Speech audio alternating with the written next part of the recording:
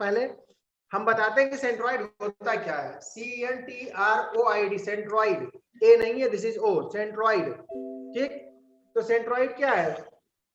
CENTROID, centroid किस चीज का होता है? सेंट्रॉइड हमेशा उन चीजों का होता है, उन शेप्स का होता है, उन फिगर्स का होता है, उन लाइन सेगमेंट्स का होता है जिनमें मास नहीं होता है। मतलब जो चीजें मासलेस होती हैं, जिनमें मास नहीं होता है, उनका सेंट्रॉइड होता है।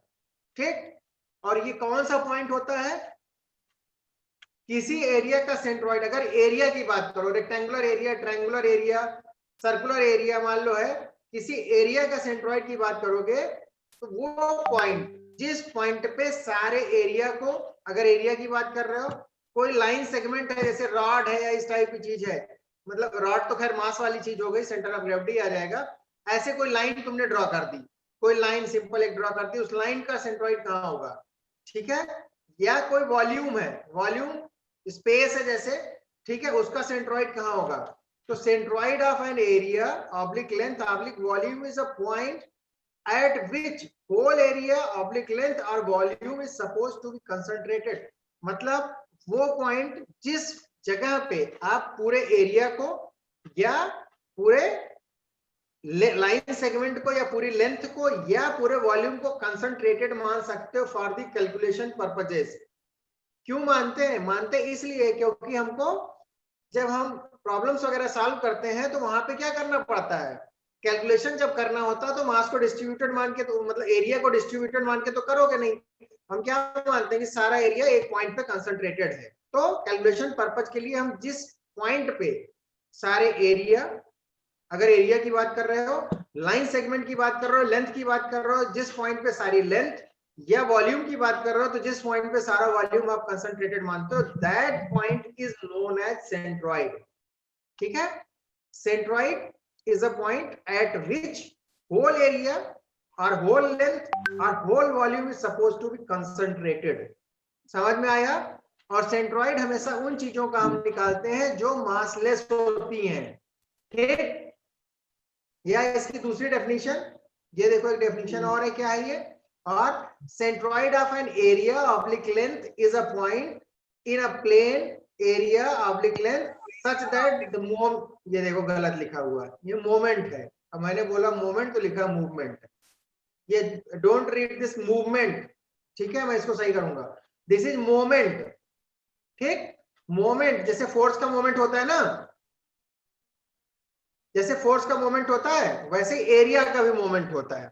फोर्स का मोमेंट क्या होता है? Force into perpendicular distance. वैसे एरिया का मोमेंट क्या होता है? एरिया इनटू जिस पॉइंट के अबाउट मोमेंट ले रहे हो उस पॉइंट से एरिया का जो सेंट्रॉइड होगा, जिस जगह सारा एरिया कंसंट्रेटेड मानते हो, उसके बीच की डिस्टेंस।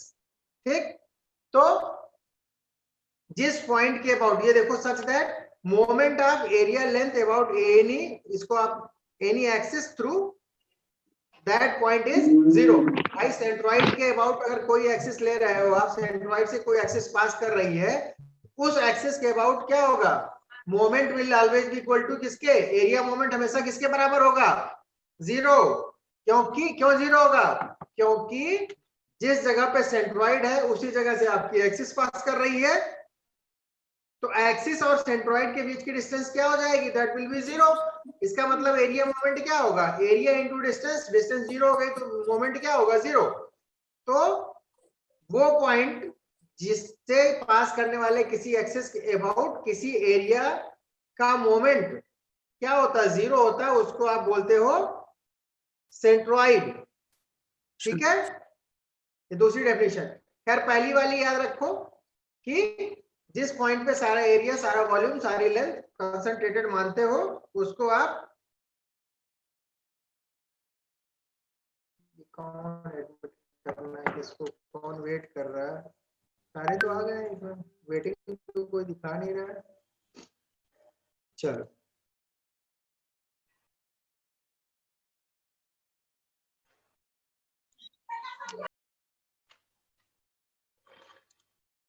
ठीक है बेटा, तो हमने क्या बताया?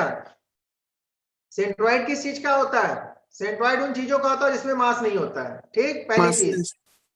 और सेंट्रॉइड, अच्छा अब आते हैं सेंटर ऑफ ग्रेविटी की बात करते हैं। Centre of gravity, centre of gravity क्या होता है? Centre of gravity, gravity means gravitational force, gravitational pull, earth जो किसी बॉडी को पुल करती है अपने सेंटर की तरफ, ठीक? तो किसी, और ये हमेशा किन चीजों का होता है? ये उन चीजों का होता है जिनमें मास होता है, ठीक है, जिनका कुछ मास होता है। तो सेंटर ऑफ ग्रेविटी किसी बॉडी का, किसी ऑब्जेक्ट का वो पॉइंट होता है जिस पॉइंट से उसका पूरा वेट एक्ट करता है, जिस पॉइंट से उसका डब्ल्यू एक्ट करता है, या जिस पॉइंट से अर्थ जो है उस पे ग्रेविटेशनल पुल लगाती है, जिस पॉइंट के थ्रू, ठीक है? तो सेंटर ऑफ ग्रेविटी उन चीजों का होता है जिनमें मास होता है, ठीक? और ये वो पॉइंट होता है जिस पॉइंट से डब्ल्यू लगता है या वेट लगता है, या जिस पॉइंट से अर्थ उसको अपने सेंटर की तरफ पुल करती है, ठीक है?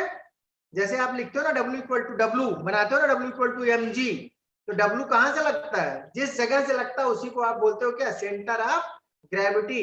मतलब जैसे कोई बॉडी है, तो कई कोई भी बॉडी, कोई भी ऑब्जेक्ट जो होता है कई सारे पार्टिकल से मिलकर बना होता है ना, ठीक? और अर्थ क्या करेगी? हर पार्टिकल को अपने सेंटर की तरफ पुल करेगी, अट्रैक्ट करती है, ठीक? ग्रेविटेशनल पुल लगाती है। तो क्योंकि सारे पार्टिकल्स पे पुल लग रहा है, तो सारा सबका मिला के जो रिजल्टेंट पुल लगता है, भाई सारे पार्टिकल्स को मिला के क्या बनेगी? बॉडी बनेगी। और सारे पुल्स का एक रिजल्टेंट आएगा, और वही रिजल्टेंट जिस पॉइंट से लगता है उसी को आप बोलते हो क्या? Centre of gravity. और वही रिजल्टेंट क्या होता है? W, capital W equal to mg type की चीज जब लिखते हो, जैसे कोई बॉडी बहुत सारे छोटे छोटे मासेस से मिलकर बनी हो, m1 m2 m3 m4 m5 m6 and so on, तो अर्थ क्या करेगी? m1 को m1g, m2g, m3g, m4g, m5g ऐसे करके पुल करेगी अपने सेंटर की तरफ, और इन सब का जो रिजल्टेंट होगा दैट विल बी क्या? mg। और जहां पे कैपिटल M इंटू जी, कैपिटल M क्या है? सारे पार्टिकल्स के मास का सम है। तो जिस पॉइंट से अर्थ किसी बॉडी को अपने सेंटर की तरफ पुल करती है, जिस पॉइंट से बॉडी का वेट एक्ट करता है, that point is known as centre of gravity. समझ में आया कि सेंट्रॉइड और सेंटर ऑफ ग्रेविटी में क्या डिफरेंस है? सेंट्रॉइड उन चीजों का जिनमें मास नहीं होता, सेंटर ऑफ ग्रेविटी उन चीजों को होती है जिनमें मास होता है, ठीक? सेंट्रॉइड वो पॉइंट जिसपे सारा एरिया, सारा वॉल्यूम, सारी लेंथ कंसंट्रेटेड होती है। सेंटर ऑफ ग्रेविटी वो पॉइंट जहां से ग्रेविटेशनल पुल लगता है, जिस पॉइंट से। अब एक चीज और सुनो, सेंटर ऑफ ग्रेविटी हो या सेंट्रॉइड हो, किसी भी एरिया का, किसी भी लाइन सेगमेंट का, किसी भी वॉल्यूम का सेंट्रॉइड या किसी ऑब्जेक्ट, किसी बॉडी का जो सीजी होता है, सेंटर ऑफ ग्रेविटी होता है, वो हमेशा एक और केवल एक ही होता है, ठीक है? सेंट्रॉइड और centre of gravity will always B only one. ऐसा नहीं कि दो सीजी हो जाएंगे या दो सेंट्रॉइड हो जाएगा। किसी भी बॉडी का सिर्फ एक सेंट्रॉइड बोलो या सेंटर ऑफ, कॉमन सेंस में तो ऐसे बोल देंगे, सेंटर ऑफ ग्रेविटी को भी सेंट्रॉइड बोलते रहते हैं, लेकिन आपको पता होना चाहिए सेंट्रॉइड एक अलग चीज है और सेंटर ऑफ ग्रेविटी अलग चीज है। तो सेंटर ऑफ, चाहे सेंट्रॉइड की बात करो चाहे सेंटर ऑफ ग्रेविटी की बात करो, तो किसी भी चीज के लिए ये हमेशा एक ही होते हैं। सेंट्रॉइड या सेंटर ऑफ ग्रेविटी, जो भी आपने एरिया लिया है, लाइन सेगमेंट लिया है, या जो भी वॉल्यूम लिया है, या जो भी ऑब्जेक्ट लिया है, उसके अंदर भी हो सकता है और उसके बाहर भी हो सकता है, ठीक है? सेंटर ऑफ ग्रेविटी या सेंट्रॉइड बॉडी, अगर सेंटर ऑफ ग्रेविटी की बात करोगे तो सेंटर ऑफ ग्रेविटी क्या हो सकता है? That may be inside the body और आउटसाइड द बॉडी। किसी बॉडी का सेंटर ऑफ ग्रेविटी उस बॉडी के अंदर ही हो, ठीक? या कोई एरिया आपने ले रखा है, पेपर पे एरिया ड्रॉ करें, उसका एरिया का जो सेंट्रॉइड होगा हमेशा उस एरिया के बीच में होगा। इट इज नॉट मैंडेटरी, ऐसा कोई जरूरी नहीं है। सेंट्रॉइड या सेंटर ऑफ ग्रेविटी उसके बाहर भी हो सकता है, अंदर भी हो सकता है या बाहर भी हो सकता है, लेकिन हमेशा सिर्फ एक और एक ही होता है, एक से ज्यादा नहीं होता, ये जान लो। जैसे बड़ी बड़ी हो सकता है कोई बिल्डिंग हम ऐसी बना दें कि उसका सीजी क्या हो, कोई ऐसा शेप बना दे उसका सीजी हो सकता है उसके शेप के बाहर हो। अभी मैं बता रहा हूँ, दिखाऊंगा एग्जांपल। तो centre of gravity applies to the, ये मैंने तो बता दिया। अब देखो कौन आना चाह रहा है ये, अब सेंटर ऑफ ग्रेविटी जो निकालने का फॉर्मूला है, अगर सेंटर ऑफ सेंट्रॉइड या सेंटर ऑफ ग्रेविटी, सॉरी पहले हम सेंट्रॉइड की बात कर रहे हैं, अभी सीजी की बात नहीं कर रहे हैं, ठीक।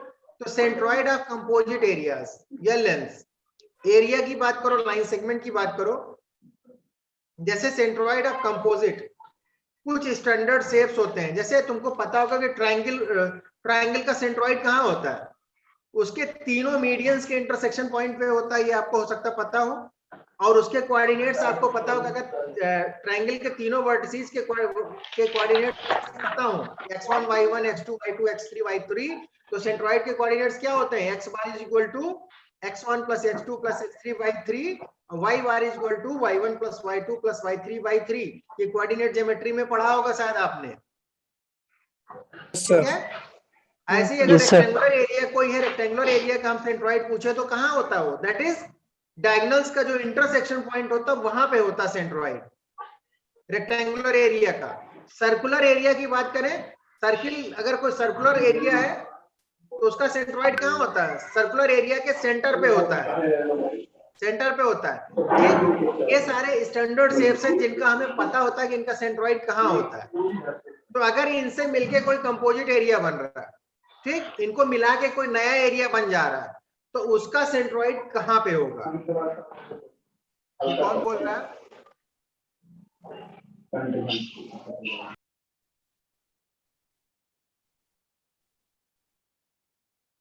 अभिनव,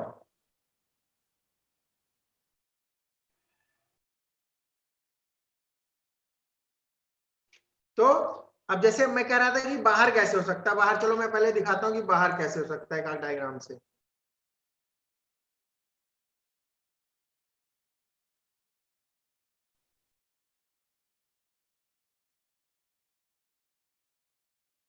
अब जैसे मैं ये देखो, यहां पे देखो, ये एल सेक्शन दिख रहा है, ये विजिबल है बेटा? Yes sir. Yes sir. अब अगर ये देखो, ये एरिया की बात हो रही है, पेपर पे हमने दो रेक्टेंगल्स ड्रॉ कर रखे हैं, ठीक है, एल शेप का एक सेक्शन ड्रॉ कर रखा है और इसका सेंट्रॉइड निकालना है। तो जब हम इसका सेंट्रॉइड कैलकुलेट करते हैं ना, तो देखो ये क्या सेंट्रॉइड, अब अभी कैसे कैलकुलेट करते हैं मैं बाद में बता रहा हूं। नीचे हमने एक्स एक्सिस ले रखा सबसे नीचे, और ये सबसे लेफ्ट साइड में एक्सट्रीम लेफ्ट में वाई एक्सिस है। ओरिजिन मतलब यहाँ कॉर्नर पे देखो लिख रखा 0,0 यहाँ पे। और इसका जब सेंट्रॉइड हम निकालते हैं तो इसके सेंट्रॉइड के जो कोऑर्डिनेट्स आते हैं, सेंट्रॉइड के कोऑर्डिनेट्स इसके आए हैं, एक्स बार की वैल्यू जो आई है दैट इज 200 और वाई बार की वैल्यू 150 आई, ठीक। ये सबसे नीचे देखो एक्स बार = सेंट्रॉइड को लिखते हैं, सेंट्रॉइड के कोऑर्डिनेट्स को एक्स बार, वाई बार से लिखते हैं, ठीक है।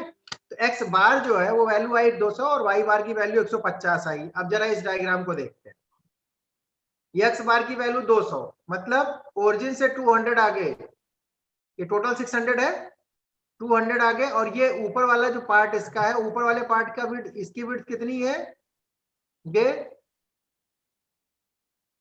इसका तो मुझे लग रहा है यहीं पे आ रहा है, कॉर्नर पे आ जा रहा है 200, एक्स बार 200 और वाई बार 175, मतलब 100 ज्यादा, यहाँ कहीं सेंट्रॉइड आया जब सॉल्व किए, ये देखो 200, 150 यहाँ पे आया। तो ये बाहर भी हो सकता था, ठीक। अगर ये वाला रेक्टेंगल का साइज बढ़ा दिए होते, ये 600 के बजाय इसको 700 कर दिए होते, या इससे थोड़ा सा बढ़ा दिए होते, तो इसका सेंट्रॉइड यहाँ कहीं आता है, इसके बाहर, ये इस जगह पे कहीं पे आता, ठीक है। तो सेंट्रॉइड बॉडी के अंदर भी हो सकता है और बॉडी के, सेंट्रॉइड बॉडी की बात करोगे तो सेंटर ऑफ ग्रेविटी बोलेंगे, सेंटर ऑफ ग्रेविटी बॉडी के अंदर या बॉडी के बाहर भी हो सकता है, और किसी भी एरिया या लाइन सेगमेंट का सेंट्रॉइड उसके अंदर या उसके बाहर भी हो सकता है, ठीक। अब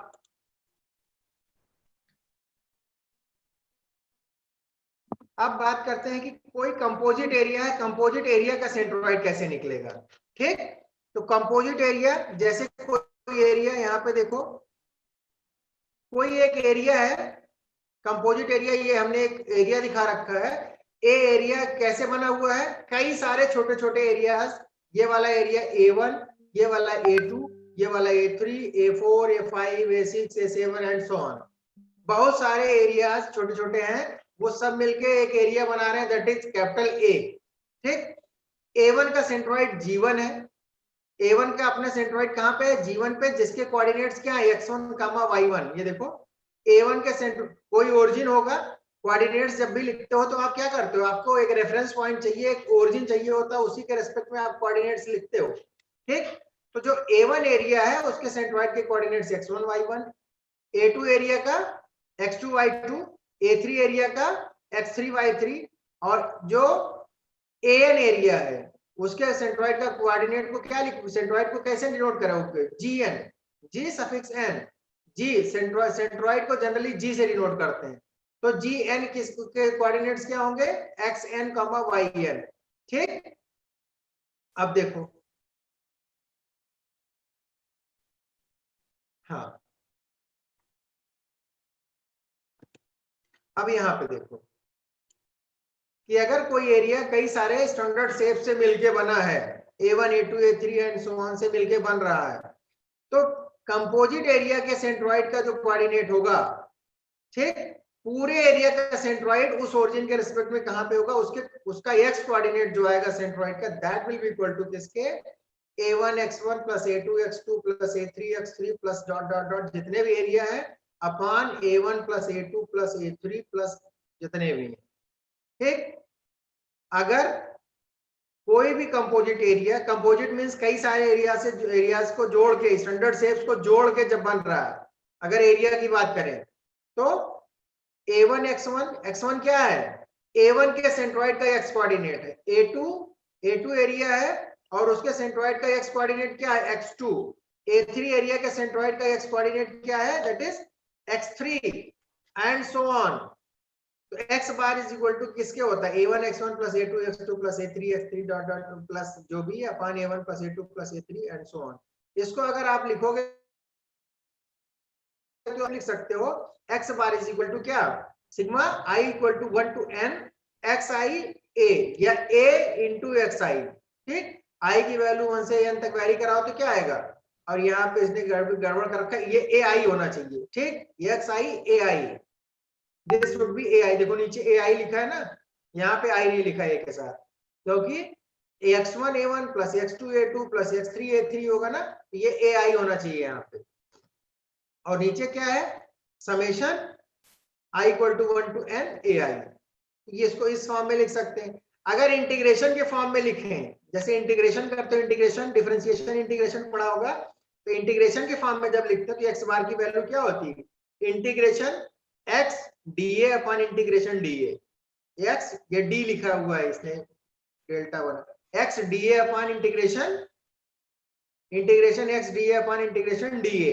integration dA means total area A, ये नीचे क्या है? A1 प्लस A2, ये टोटल एरिया A ही तो है, और ये ऊपर x dA मींस ये सारा ऊपर का पार्ट। तो इसको तीन तरह से लिख सकते हो। ऐसे ही y बार क्या होगा? A1 y1 plus A2 y2 plus sir हाँ बेटा, सर लास्ट वाला में लिमिट्स नहीं लगेगा क्या सर? क्या नहीं लगेगा? लिमिट या अपर? अरे तो वो तो बेटा कर्व कैसा है उसके मतलब किन किन कर्व्स के बीच निकालना है, क्या करना, उसके हिसाब से लिमिट लगेगा। यहाँ लिमिट कौन सी लगा देंगे? यहाँ तो कुछ पता ही नहीं ना। लिमिट लगेगा, लिमिट लगेगी, लेकिन वो डिपेंड करेगा कि जैसे कोई पैराबोला है, कोई लाइन है, उसके बीच का जितना एरिया आ रहा है उसका सेंट्रॉइड निकालना है, तो हम देखेंगे कि इंटरसेक्शन पॉइंट जो है उसके कोऑर्डिनेट्स क्या है, उस हिसाब से लिमिट लगेगी। ऐसा नहीं लिमिट नहीं लगेगी, यहाँ पे लिमिट लगेगी। ठीक है, अब यहाँ पे कौन सी लिमिट लगा दें? यहाँ तो पता ही नहीं x इक्वल टू कहां से कहां तक जाना है अभी। ठीक, लिमिट लगेगी। ऐसे ही y बार a1 y1 plus a2 y2 plus ऐसे सो ऑन ये बिल्कुल। जब y बार निकालेंगे तो वहां एरिया के साथ y आएगा, x बार निकालेंगे तो एरिया के साथ x चलेगा। नीचे पूरा नीचे जो है डिनोमिनेटर में हमेशा टोटल एरिया होता है।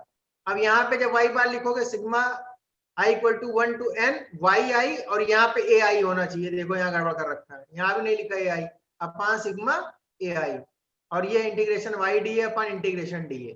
ये हो गया एरिया का फॉर्मूला निकालने का। ठीक, ऐसे लाइन सेगमेंट की बात करें, अगर लाइन सेगमेंट की बात करें, अगर लेंथ की बात करें, ठीक है, कि हमने एक सीधी लाइन खींच दी, फिर एक टेढ़ी लाइन इंक्लाइंड लाइन खींच दी, फिर कोई आर्क जैसा बना दिया।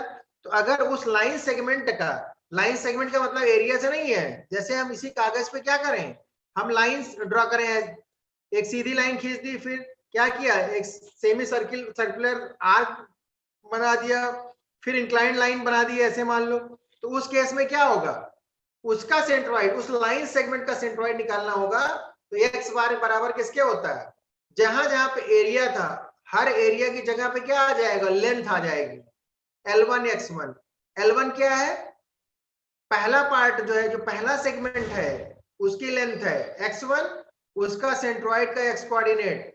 L2 दूसरा सेगमेंट, जैसे हमने कहा कि एक सीधी लाइन, एक सेमी सर्कुलर आर्क, तो L2 किसकी लेंथ होगी, सेमी सर्कुलर आर्क की लेंथ होगी, और उसके सेंट्रॉइड का x कोऑर्डिनेट x2, ऐसे ही x3। फिर तीसरी इंक्लाइन लाइन जो भी है, तो अलग अलग उनके जो भी स्टैंडर्ड शेप्स हैं, जो स्टैंडर्ड लाइन सेगमेंट्स हैं, उनकी लेंथ है L1, L2, L3, और उनके सेंट्रॉइड्स के coordinates x1, x coordinates x1, x2, x3 ऐसे, और L1 plus L2 plus L3, ये सब क्या है, ये टोटल लेंथ है। इसको भी अगर लिखोगे जैसे ऊपर लिखे थे वैसे लिखना पड़ेगा, जहां जहां एरिया था वहां एल आ जाएगा बस। वहां पे देखो ए आई नहीं लिखा था, यहाँ एल आई लिख रखा है, यहाँ से ही लिखा हुआ है एल आई। तो मतलब I equal to 1 to n X I L I upon sigma I equal to 1 to n L I X D L upon integration D L. ये देखो यहाँ पे नीचे सब क्या लिख रखा है, सब यहाँ पे दे रखा है, नीचे क्या कौन सी चीज क्या है, where a1 a2 a3 are the areas of standard shapes, x1 x2 x3 are x coordinates of centroids of areas a1 a2 a3 respectively, y1 y2 y3 are y coordinates of centroids of areas a1 a2 a3 respectively and so on। ठीक है, अब centroid निकालते समय, ठीक है, एक चीज होती है, एक चीज का बहुत बढ़िया रोल होता है, that is axis of symmetry. देखो यहाँ पे एक वर्ड दिख रहा है, ये तीन वर्ड तुम्हें नजर आ रहे हैं, एक्सिस ऑफ सिमेट्री। ठीक है, एक्सिस ऑफ सिमेट्री क्या होता है, अगर किसी लाइन के अबाउट, ठीक, कोई शेप, मतलब किसी लाइन के ऊपर, किसी लाइन के उस लाइन के ऊपर, उस लाइन के नीचे, या उस लाइन के लेफ्ट, उस लाइन के राइट, अगर शेप जो है वो सेम है, एक जैसा देखने में लग रहा है, तो उस लाइन को या उस एक्सिस को बोलते हो आप एक्सिस ऑफ सिमेट्री। जैसे यहां पे अगर हम दिखाएं, अगर ये आई सेक्शन देखो आप, ये कैसा शेप है, ये आई सेक्शन बना हुआ है ना, आई जैसा शेप है, ठीक। अगर इसको बीच से एक लाइन खींच ड्रॉ कर रहे हैं, तो जैसा पार्ट लेफ्ट का है वैसे ही पार्ट राइट का है, अगर मिडिल में ड्रॉ कर रहे हो। तो हुआ क्या, ये जो लाइन तुम्हें बीबी डैश लाइन दिख रही है, बी और बी डैश यहाँ नीचे है, तो ये जो बीबी डैश लाइन है, this is line of symmetry, this is line of symmetry.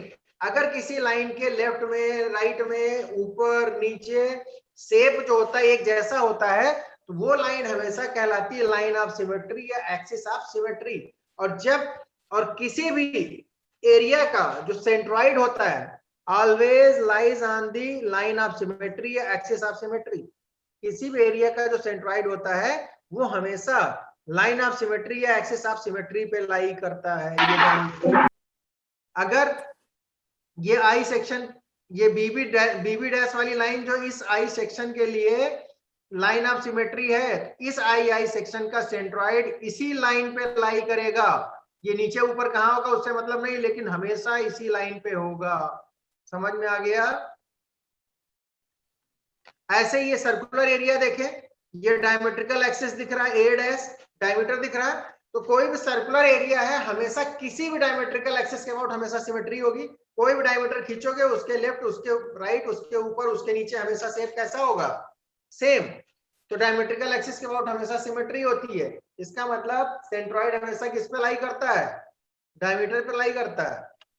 ठीक है, ऐसे टी सेक्शन देखो, टी जैसा शेप बना हुआ है। अब ये मिडिल में बनाना चाहिए, इसने लाइन जो खींची है मिडिल में नहीं खींची है, इधर देखो अलग दिख रहा है थोड़ा सा, इधर ज्यादा दिख रहा है, ऐसा नहीं, मिडिल में बिल्कुल।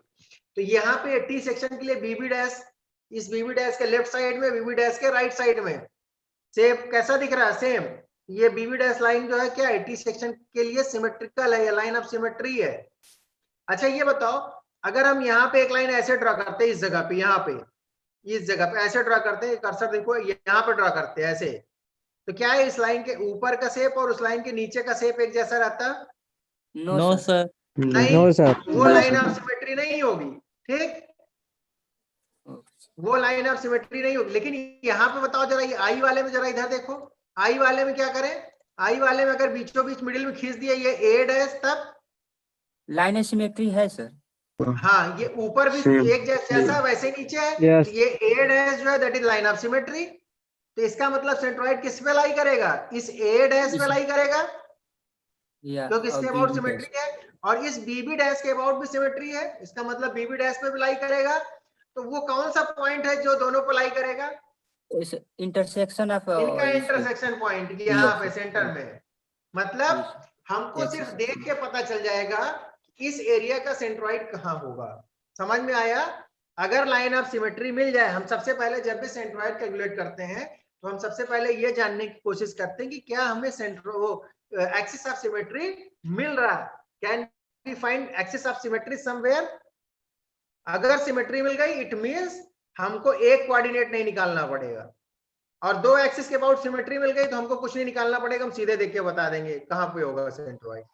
ठीक है, तो अगर इतना आपको याद रखना है कि अगर if any area, any shape is symmetrical about some axis या about some line, then its centroid will always lie on that line.